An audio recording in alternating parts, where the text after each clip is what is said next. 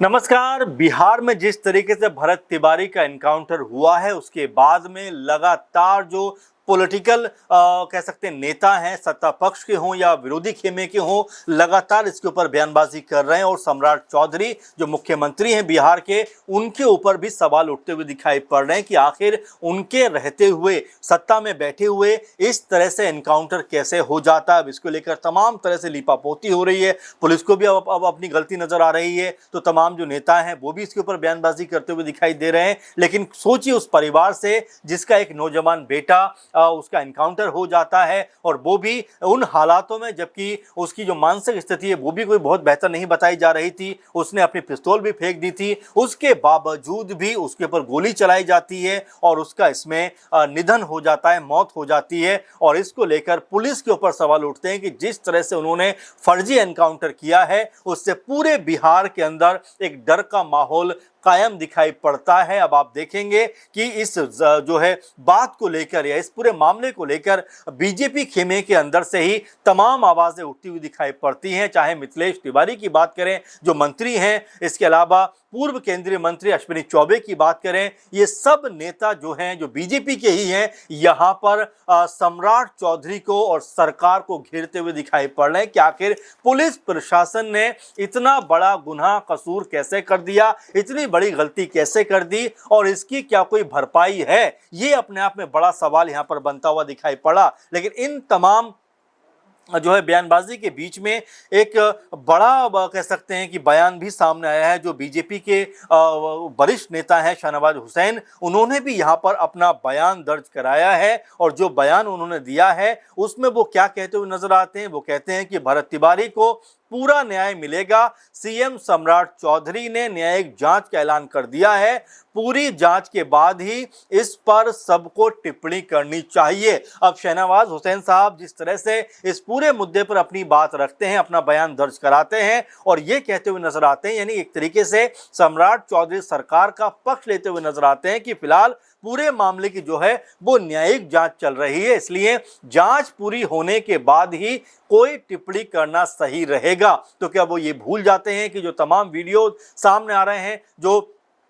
भरत तिवारी की माता यहाँ पर जो बयान देती हुई नजर आती है, उनके पिता के ऊपर एफआईआर कर दी गई, उनके भाई के ऊपर एफआईआर कर दी गई है, तो एक तरीके से भरत तिवारी का एनकाउंटर हो जाता है और उन्हीं के परिवार के ऊपर, उनके पिता के ऊपर, भाई के ऊपर ही एफआईआर दर्ज कर दी जाती है। तो क्या उनको इस बात का एहसास नहीं है ये कौन सी जांच प्रक्रिया है, किसके तहत ये सब किया जा रहा है। और आखिर भरत तिवारी मामले पर जब बीजेपी के नेता मुखर होकर बोलते हुए दिखाई पड़ते हैं, अश्विनी चौबे जब ये बात कहते हुए नजर आते हैं कि ये ब्राह्मण हत्या है, इसके पाप का भुगतान लोगों को करना पड़ेगा जिनका नाम भी इसमें है, जिन्होंने ये अपराध किया है। तो ऐसे में जब वो इतनी तल्ख टिप्पणी करते हैं, उसके बाद शाहनवाज हुसैन कह देते हैं कि भाई इसके ऊपर ज्यादा मत बोलिए, अभी जांच चल रही है, उसके बाद ही हम कोई टिप्पणी कर पाएंगे। लेकिन जो वीडियो सामने आ रहे हैं, जो प्रत्यक्षदर्शी सामने आ रहे हैं, जो तमाम तरह से माहौल बनता हुआ दिखाई पड़ता है, और खुद सम्राट चौधरी जो पहले कुछ और बयान दे रहे थे अब कुछ और बयान देते हुए दिखाई पड़ते हैं, यानी कि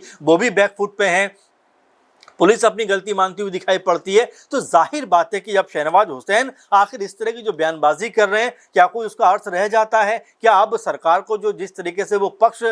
में लेने का प्रयास कर रहे हैं, सरकार को की तरफ अपना रुख दिखा रहे हैं, तो क्या उसका यहाँ पर कोई मतलब रह जाता? तो जाहिर बात है कि वो भी कहीं ना कहीं जिस तरह की टिप्पणी कर रहे हैं वो भी सवालों के घेरे में आ जाती है कि आखिर किसी परिवार का जवान बेटा मारा गया है, उसका एनकाउंटर हो जाता है, तो क्या वो परिवार उसके ऊपर दुख भी जाहिर नहीं कर सकता, गुस्सा भी जाहिर नहीं कर सकता, नाराजगी भी व्यक्त नहीं कर सकता? और जब वो परिवार नाराजगी व्यक्त करता है तो उन्हीं के ऊपर जो है एफआईआर तक दर्ज कर दी जाती है। अब इस पूरे मामले को लेकर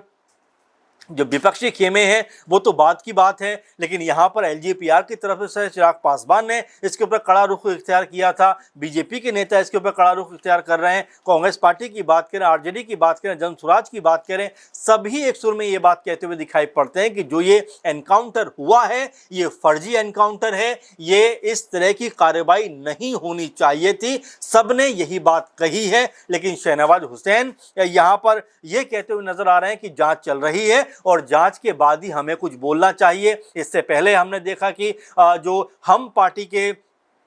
बड़े लीडर हैं और संरक्षण है जीतन मांझी, वो यहाँ पर कहते हुए नजर आए थे कि भाई पुलिस पे कार्रवाई होगी तो पुलिस भी जवाब देगी, पलटवार करेगी, यानी कि वो भी भरत तिवारी के एनकाउंटर पर सरकार को का पक्ष लेते हुए नजर आते हैं, पुलिस का पक्ष लेते हुए नजर आते हैं। लेकिन अब जब पुलिस ही अपनी गलती मान रही है, जब पुलिस ही कहीं ना कहीं ये बात कबूल कर रही है कि हाँ हमसे ये गलती तो हुई है, तो जाहिर बात है कि फिर इस तरह के बयानों का क्या मतलब रह जाता है। सीबीआई जांच की मांग उठती है, परिवार को लेकर तमाम तरह के सवाल किए जाते हैं कि जो परिवार ने अपना बेटा खोया है आखिर उनके ऊपर ही मुकदमा कैसे लगाया जा सकता है। कल भोजपुरी फिल्मों के जो बड़े स्टार हैं खेसारी लाल यादव, वो भी जो है भरत तिवारी घर पर पहुंचते हैं और आर्थिक सहायता का ऐलान करते हुए नजर आते हैं और तमाम नेता वहां पर पहुंचते हुए दिखाई पड़ रहे हैं, उनसे परिवार से बातचीत करते हुए दिखाई देते हैं। लेकिन यहां पर शहनवाज हुसैन जिस तरह के शब्दों का इस्तेमाल करते हैं, जाहिर बात है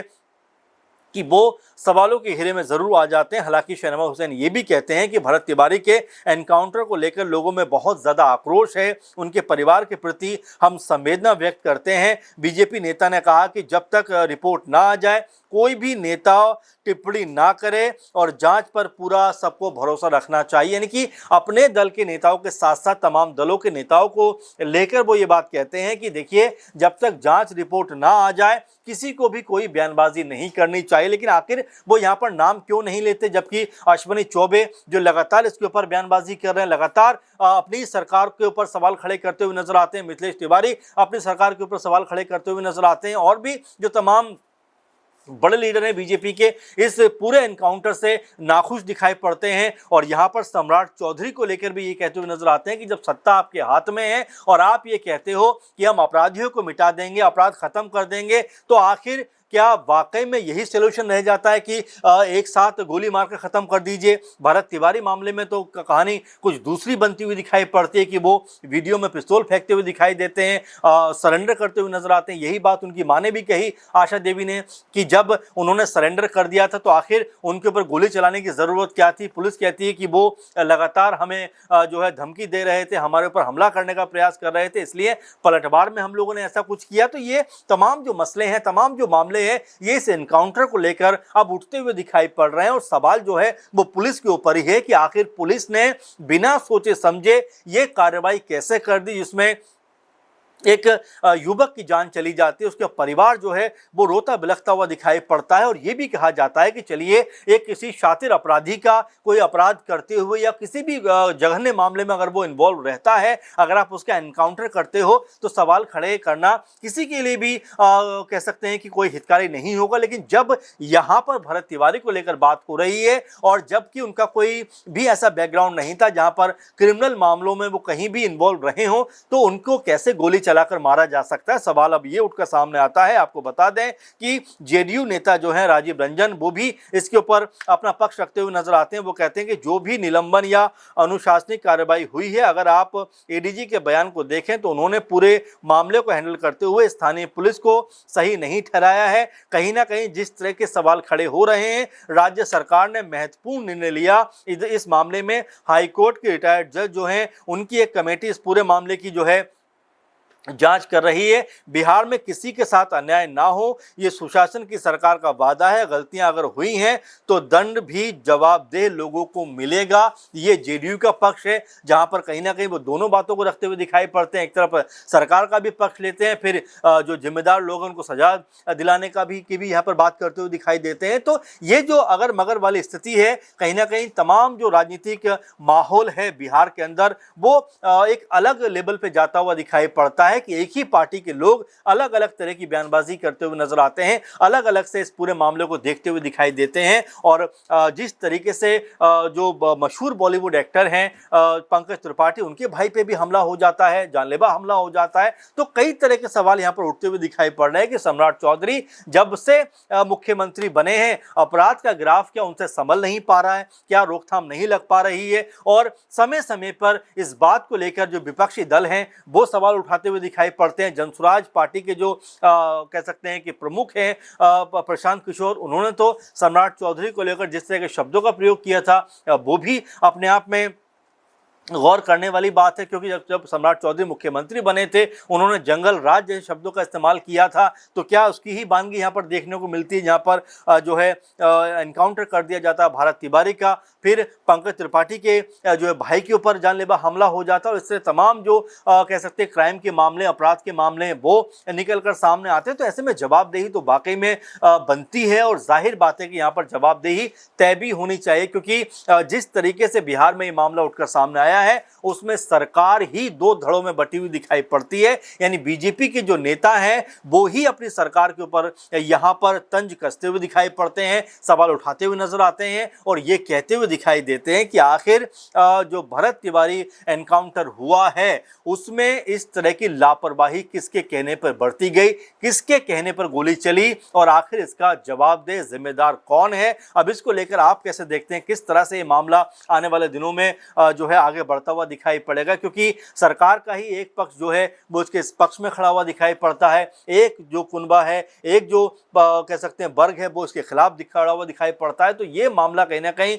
सम्राट चौधरी के लिए एक बड़ी मुश्किल का सबब बनता हुआ दिखाई पड़ता है। अब जो जांच हो रही है उसमें क्या कुछ सामने आता है, किसको जिम्मेदार जो है माना जाता है, और कौन इसके ऊपर जो है जो भी जो जिम्मेदार होगा, जवाबदेह होगा, उसके ऊपर क्या कार्रवाई होती हुई दिखाई पड़ेगी, इस बात को लेकर तमाम तरह के अब सवाल यहां पर उठते हुए और बनते हुए दिखाई पड़ते हैं। अब ऐसे में भरत तिवारी का जो एनकाउंटर हुआ है और जो जो बयानबाजियां यहां पर हो रही हैं, शहनवाज हुसैन ने जो कुछ कहा है उसको लेकर आप कैसे देखते हैं, कमेंट जरूर करिए। फिलहाल के प्रोग्राम में बस इतना ही। आप लगातार बने रहिए और अपनी प्रतिक्रिया हम तक पहुंचाते रहिए। नमस्कार।